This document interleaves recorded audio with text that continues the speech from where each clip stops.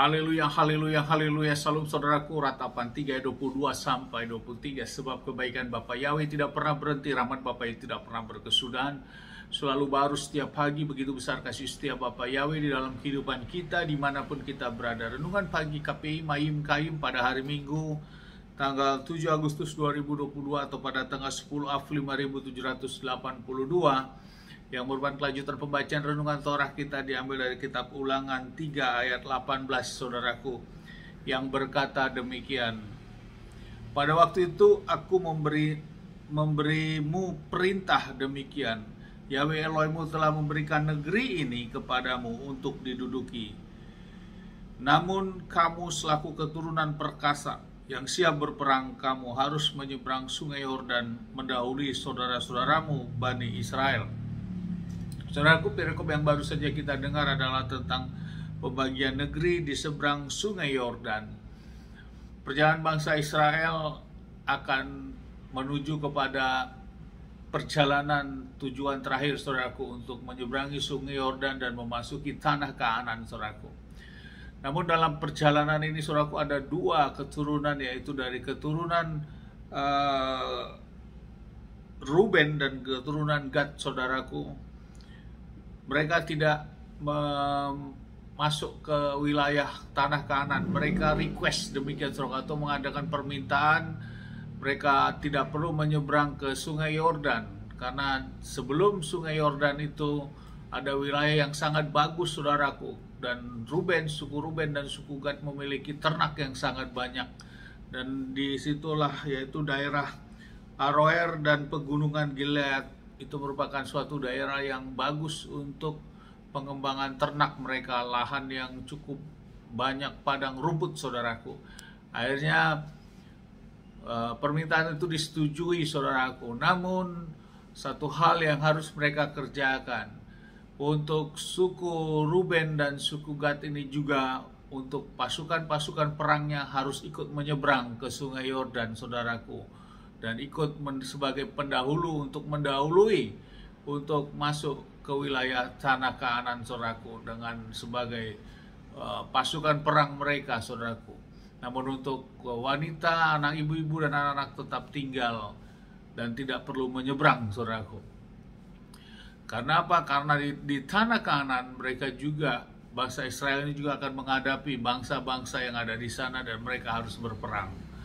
Saudaraku, bila kita renungkan perikop tentang pembagian wilayah ini, saudaraku, negeri ini, bahwa walaupun suku Gad dan suku Ruben ini sudah mendapat suatu areal daerah yang sudah mereka minta, namun mereka tidak sampai menyeberang ke sungai Yordan, namun rasa kebersamaan itu tetap Mose tuntut kepada mereka, saudaraku. Sehingga mereka, bukan berarti permintaan mereka di tempat itu, setelah itu mereka tidak mau bersama-sama dengan saudaranya yang lain, suku-suku yang lain, untuk menyeberangi sungai Yordan dan untuk memasuki tanah Kanaan dan melakukan peperangan di sana, saudaraku. Tidak. Namun Mose tetap menuntut mereka untuk rasa kebersamaan mereka. Saudaraku, bila kita renungkan hal ini di dalam menjalani kehidupan kita saat ini, saudaraku, hal ini perlu menjadi toladan bagi kita, bahwa kebersamaan itu penting, saudaraku. Karena lewat kebersamaan inilah beban yang berat itu akan menjadi ringan, saudaraku. Dan ini yang dilakukan dan dikerjakan dan atas perintah Bapa Yahweh juga. Sehingga seluruh pasukan perkasa ataupun bangsa Ruben dan bangsa suku Gad ini ikut bersama-sama melakukan peperangan. Dan dihadapkan dengan kehidupan kita saat ini, saudaraku, hal inilah yang harus kita buka hati kita. Jangan juga kita menjadi sekelompok orang yang egoisme demikian, saudaraku. Artinya karena kita sudah mendapatkan sesuatu yang sesuai dengan harapan ekspektasi kita, kita sudah nggak peduli dengan saudara-saudara kita yang lain, saudaraku. Tidak seperti itu, saudaraku. Namun karakter ini yang perlu kita dapatkan. Walaupun kita sudah mendapatkan apa yang menjadi suatu kerinduan kita, ekspektasi kita, namun kita melihat saudara-saudara kita yang masih harus berjuang, untuk mendapatkan apa yang mereka cita-citakan. Kita juga harus ambil bagian, saudaraku, untuk mensupport, untuk mendukung mereka, bahkan membantu mereka sehingga mereka juga sampai sesuai dengan apa yang mereka cita-citakan, sehingga kita menjadi bagian suatu kesatuan untuk tercapainya cita-cita bersama, saudaraku, apa yang diharapkan masing-masing.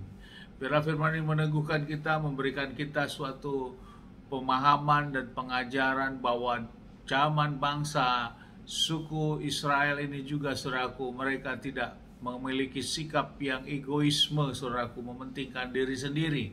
Namun atas perintah Bapa Yahweh tetap dituntut rasa kebersamaan untuk dapat mencapai tujuan bersama-sama. Amin. Sukses besar buat kita semua. Mari maju terus dalam iman dari tempat ini. Saya berdoa Bapak Yahweh memberkati dan melindungi kita semua dimanapun kita berada. Bapak Yahweh menyinari wajahnya kepada kita, memberikan kita kasih karunia. Bapak Yahweh menghadapkan wajahnya kepada kita, memberikan kita damai sejahtera. Apa yang kita kerjakan sepanjang hari semuanya menjadi berhasil. Dan kita orang yang percaya kepada Bapak Yahweh. Dan kita melakukan hukum dan perintah ketetapan Bapak Yahweh. Janji firman kita tidak dipermalukan dan keselamatan ada pada kita. Amin. Haleluya. Shalom, saudaraku.